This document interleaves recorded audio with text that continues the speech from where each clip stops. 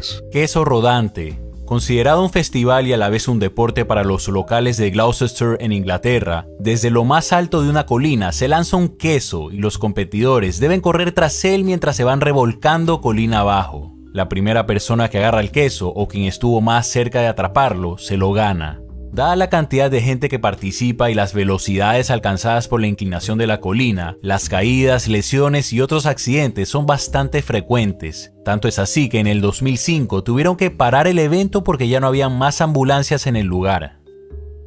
Número 9. Ajedrez boxeo. Así como se escucha, se coloca una mesa de ajedrez en medio de un ring de boxeo y dos participantes juegan por 4 minutos. Una vez terminado el tiempo, deben ponerse de pie y boxear por 2 minutos más. Solo se puede ganar por jaque mate o por knockout. El concepto de este deporte había sido imaginado en 1992 por el dibujante de cómics Enki Bilal. Número 8. Carrera de cangrejos. Este deporte se lo encuentra en la aldea de Buco en Tobago y últimamente en algunas ciudades de Estados Unidos. Aunque chistoso, estas personas se toman muy en serio las carreras, entrenando y eligiendo bien a sus cangrejos. Consiste en hacerlos correr hacia una dirección específica, mientras las personas le hacen barra. Cuando acaba la carrera, los ganadores son premiados con cangrejos hervidos, los mismos que participaron en la carrera. Número 7. Curling. El curling o curling es un deporte de equipo con alguna similaridad a los bolos ingleses y a la petanca. 2 equipos de 4 participantes compiten entre sí deslizando 8 piedras de granito de 20 kilogramos sobre un corredor de hielo. Una vez efectuado el lanzamiento, los otros miembros del equipo que tienen cepillos acompañan a cada piedra actuando sobre la superficie del hielo para facilitar su avance o variar su dirección. Bastante aburrido.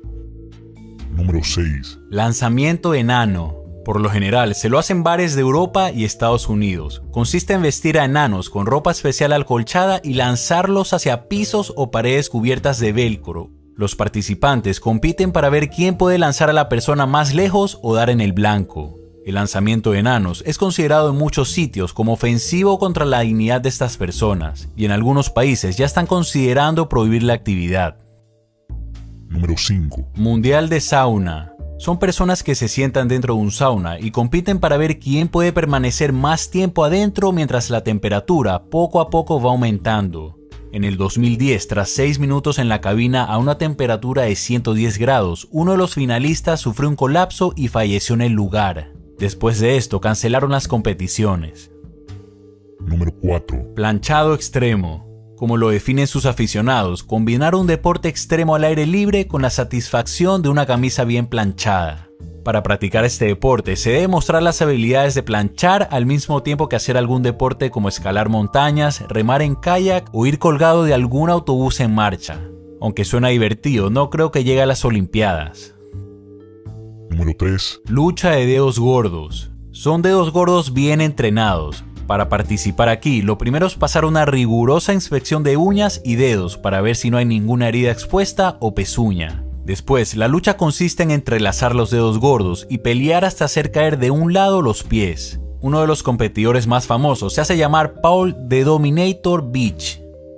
Número 2. Pateador de canillas. Consiste en agarrar a una persona y comenzar a reventarle las canillas a punta de patadas hasta que caiga al piso.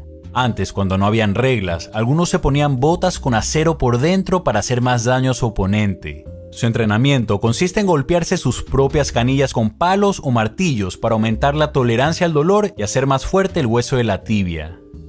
Número 1. Se trata de golpear los testículos de los participantes con una pelota de tenis. 2 equipos son los que participan en un lugar cerrado. Cada equipo tiene 2 jugadores, uno listo y uno tonto. El listo, que también es el que más puntería tiene, se dedica a lanzar pelotas de tenis a los testículos del tonto del equipo rival. Estos sí tienen un buen futuro.